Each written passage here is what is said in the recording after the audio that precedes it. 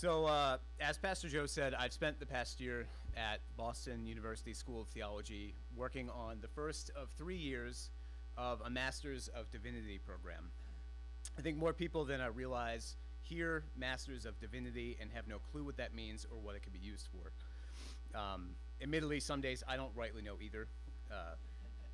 But in any case, an MDiv is a degree required by the Methodist Church and many other denominations in order to be a pastor. I don't know if that's exactly the direction I'm headed at this point, but regardless, I'm striving to make an intellectual home in theological studies. So back to the question.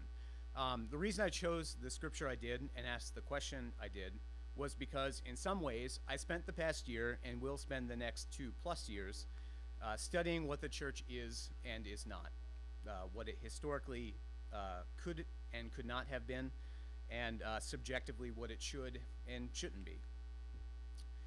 Each of the classes I took had something to say about the church.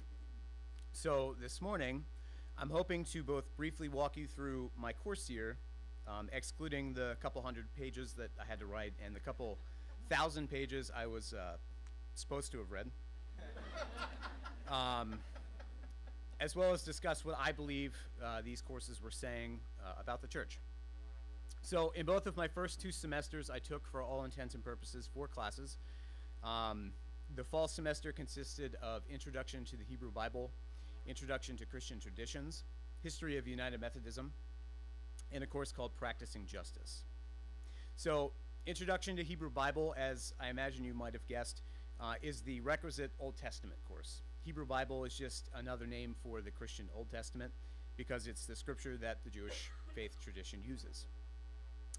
The approach of this course was to interpret themes and contexts of most of the books of the Old Testament individually, mostly in order, all while keeping an eye on the history and the development of Israel and its people as a nation and the Jewish faith. As an introductory course, the material was very vast and varying. We learned anything from the documentary hypothesis of the Pentateuch, which states that the majority of the first 5 books of the Hebrew Bible were pieced together from 4 distinct sources, to anthropological facts like one of the first mentions of an actual Passover celebration occurs in a letter dated to 419 BCE, discovered on the island of Elephantine in Egypt in 1907. Whatever you want to do with that, you can. So what can an Old Testament course tell us about the church? Well, I believe that it shows that the Christian church is founded on a long tradition, one that isn't beyond question, but rather through investigation can be rooted in history. The second course I mentioned, Introduction to Christian Traditions, covered the beginnings of Christianity in the ancient Roman world up through the Protestant Reformation of the 16th century. Like Intro to Hebrew Bible, this course sought to place the beginning of a faith, in this case Christianity in the church, within its many contexts. Philosophically, the discussions ranged anywhere from the metaphysics of Aristotle and Plato to the patristics, the church fathers like Irenaeus and Ignatius, to St. Augustine, St. Thomas Aquinas, and John Calvin. Historically, the course began with the time just after the death of Jesus and the beginnings of the church, through Emperor Constantine, the first popes, and Christianity spread to China, England, and Germany. A course on Christian tradition is more clear on what it says about the church. Christianity and the church is in itself a long and traceable history that, while sometimes shrouded in mystery and won by hegemonic forces, we as responsible people can evaluate and confess this history as our own. The third course that I took was History of United Methodism. And this placed the doctrine and legacy of the United Methodism within the life and times of John and Charles Wesley and beyond. The beginning of this course focused on the historical context in which John Wesley began his theological journey. Born to Anglican parents in 18th century England, John began as an Anglican priest, but began to develop both personal and social aspects of pious living among his friends at Oxford University. Oxford is where United Methodism picked up its name Methodism because of how methodical John's faith practices were.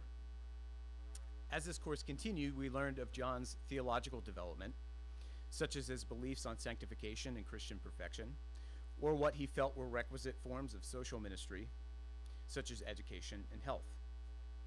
Finally, the course wrapped with how the United Methodist Church of the United States came to be.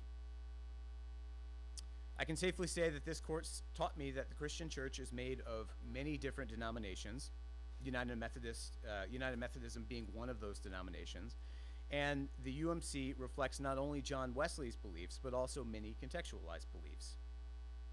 The United Methodist Church is as widely varied as Christianity itself, which is neither good nor bad. The final course of my fall semester was called Practicing Justice. Its aim was to inspect social justice as it falls within the ministry of the church. That is, how hasn't, and how can the Christian church respond to social justice issues through teachings and actions. This course was structured around key readings explaining how, from each author's perspective, the gospel of Jesus Christ and the church encounters issues like patriarchy and feminism, racism, or categorical violence. For example, one of the books we read was called Torture in Eucharist.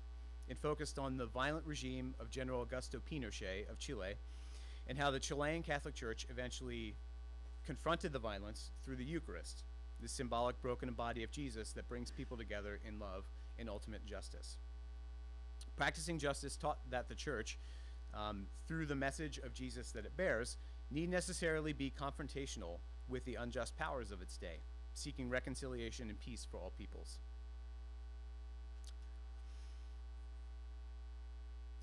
My spring courses featured 2 follow-up courses to the fall, Introduction to New Testament and Christianity Engaging Modernity, as well as 2 electives, Faith and Film and Evangelizing Contemporary Cultures.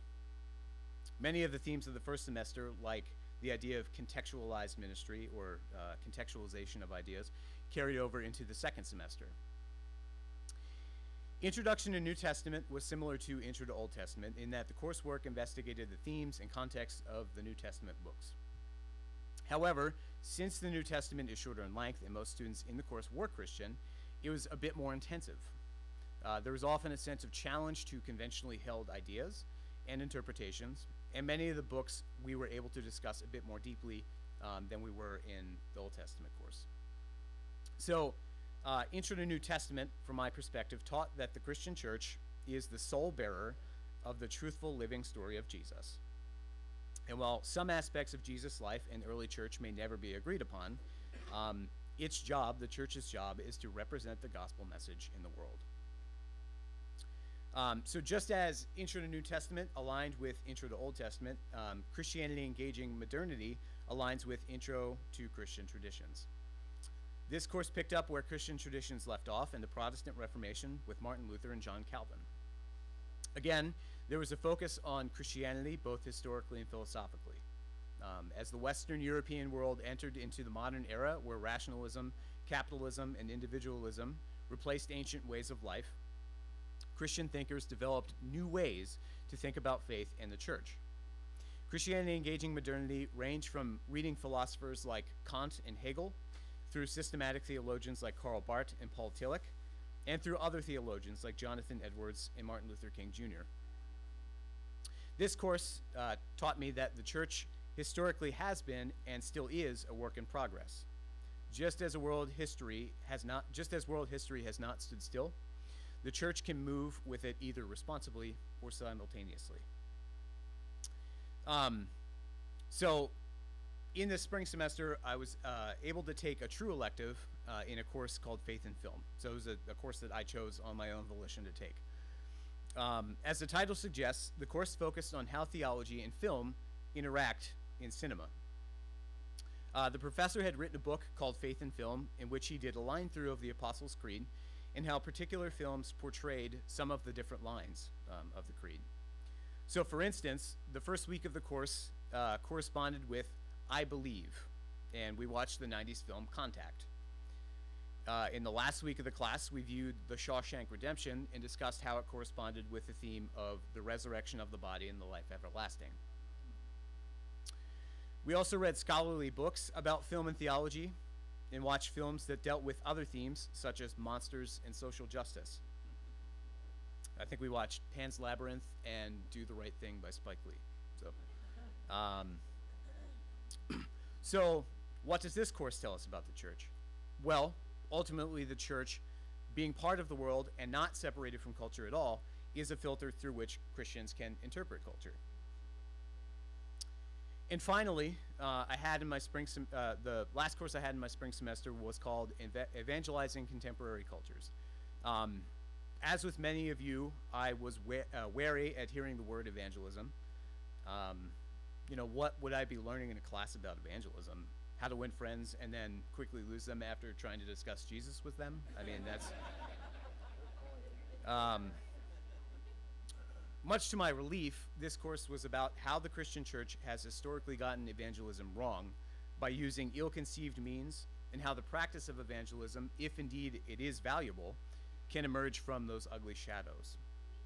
For instance, in reading a book called Missional Monastic Mainline by Elaine Heath and Larry Duggins, we learned about the formation of missional micro-communities, as well as the basis of spreading the gospel through micro-communities. We also read a book called Christianity Rediscovered, written by Vincent J. Donovan, who is a Catholic missionary. And we learned about the importance of placing the gospel in a cultural context without ignoring the culture's merit. This course offered a message about the church that is both important on its own, but it also frames all my previous statements about the church as well. The Christian church, because of the message of Jesus Christ, is a community in which Christians see the world differently. And the gospel message, if it is as important as the Bible and history shows that it probably is, the gospel message is worth living by and sharing with the world. So that's all I have for you this morning. Thank you for letting me share my past year's experience with you.